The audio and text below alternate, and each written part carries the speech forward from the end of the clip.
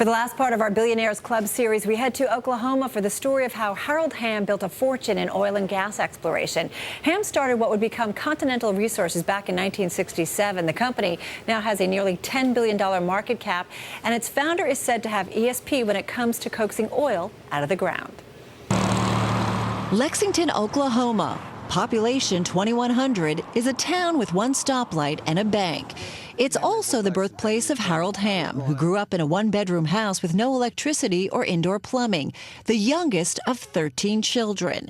When Hamm left Lexington, he was poor. Now he's worth nearly $9 billion, and when he visits the local diner, he's a celebrity. Good to meet you. Well, good to meet you. Thank you. Good boy. Hamm now lives 44 miles from the town where he grew up, in this airy home in Oklahoma City, enjoying a life he never imagined as a child when he was working to help put food on his family's table. When I started out 3 or 4 years old, was pick cotton, put them in the middle of the row, and then as my dad would come along, well, he'd scoop it up and put it in his sack, and I'd go on up and do it again. At 17, he left home and moved to Enid, Oklahoma, to find work and finish high school. He pumped gas and he met people who were making a killing in the oil industry. It was a very unique time in Enid's history. They had a boom going on right there. Hennessy, Oklahoma had boomed in 1960, and this was 1962. And there was a lot of oil people around, and I'd never been around people like that. You like them? Yeah, I like them. Do you want to be like them? I want to be like them. To be like them meant finding oil. Hamm started at the bottom, cleaning tanks for a contractor.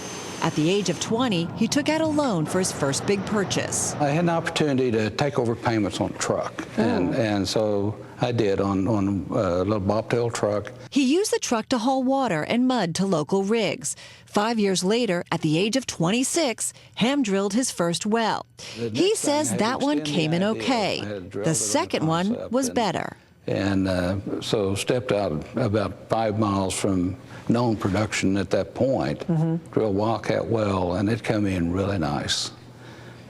Came in about 75 barrels of oil an hour. Hamm kept on drilling. At times he failed, coming up with 17 dry wells in a row. At the age of 30, he decided to go back to school.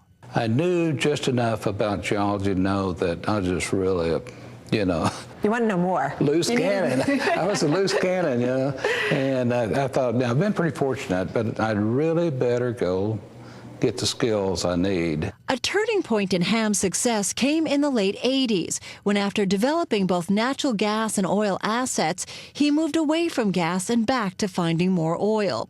But the biggest payoff was the Bakken Formation, where Hamm is now the largest leaseholder. It also has the potential to be one of the biggest oil fields ever. Hamm is high on another well, too, not far from the place he grew up. But here you are, many wells in. Do you still get excited when you're out here? I do, and I get very excited about it, and you see the significance of what you can create, and taking a little risk and going forward. Now, like many of the billionaires we profiled this week, Hamm puts an emphasis on giving back. At the age of 55, he was diagnosed with diabetes.